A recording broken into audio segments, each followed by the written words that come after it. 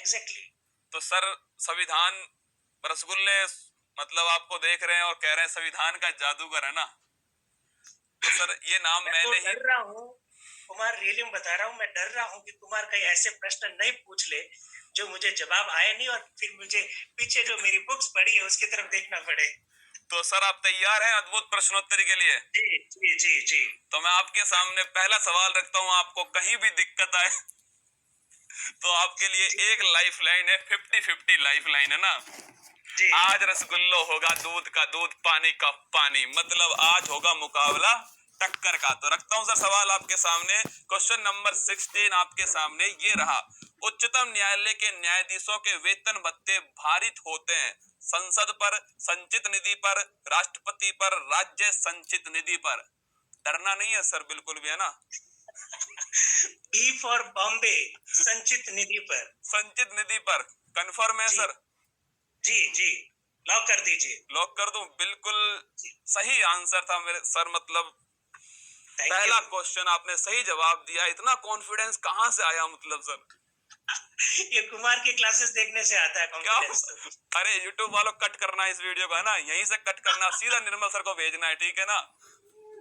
नहीं नहीं, कॉन्फिडेंस का जो लेवल कुमार का है ना, वो जब हम लोग इस उम्र में हुआ करते थे तब हमारा इतना कॉन्फिडेंस नहीं था। कभी कभी सोचते हैं कि कुमार जितना कॉन्फिडेंस उस उम्र में होता तो पता नहीं कहाँ होते। तो कॉन्फिडेंस तो कुमार से आता है। तो सर कुछ और बताना चाहेंगे आप इसमें, मतलब सवाल में? मैं तो इतना ही जानता हूँ, है ना। नहीं, सुप्रीम कोर्ट के जजेस का जो वेतन है वो संचित निधि पर भारित होता है, और इसका मायने ये है, इसका मतलब ये है कि संसद उसके ऊपर बहस कर सकती है लेकिन मतदान नहीं करती है।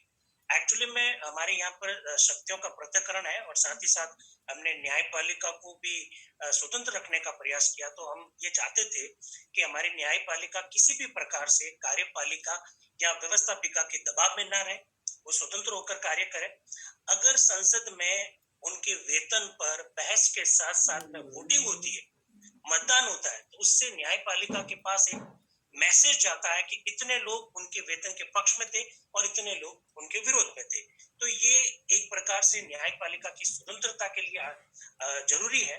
इसलिए हमने इसको भारित व्यय रखा है, जिस पर बहस तो करिए, आप जितनी बहस करनी है करिए, लेकिन उसके ऊपर मतदान नहीं करवा सकते। तो सर उच्च न्यायालय में भी यही सिस्टम है, वेतन भत्ते जी जी पेंशन सब कुछ भारित है?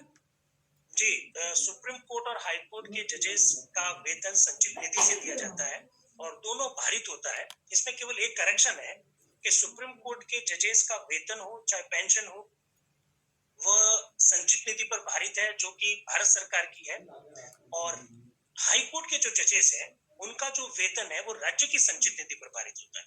लेकिन ध्यान रखने वाली बात यह है कि हाई कोर्ट के जजेस का जो पेंशन है वो भारत की संचित निधि पर भारित है, क्योंकि फिर पेंशन को लेकर दिक्कत हो सकती है कि कौन सा राज्य वाला देगा पेंशन। कहाँ इस से वजह से रिटायर्ड होगा सर, मतलब जरूरी नहीं है एग्जैक्टली ना। एग्जैक्टली तो एग्जैक्टली। एक नई चीज हमें भी पता लग गई कि उच्च न्यायालय के जो पेंशन है वो भारत की संचित निधि पर भारित है।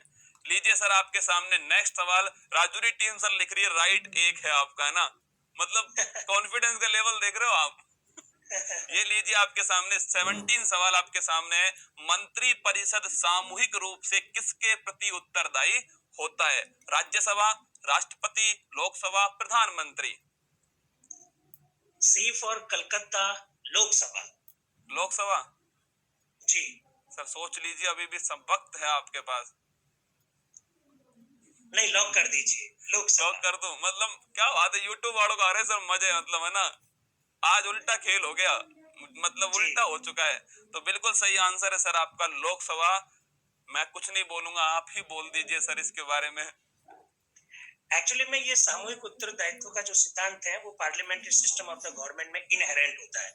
अर्थात जहां संसदीय शासन व्यवस्था होती है वहां सामूहिक उत्तरदायित्व होता ही होता है। भारतीय संविधान का जो आर्टिकल 7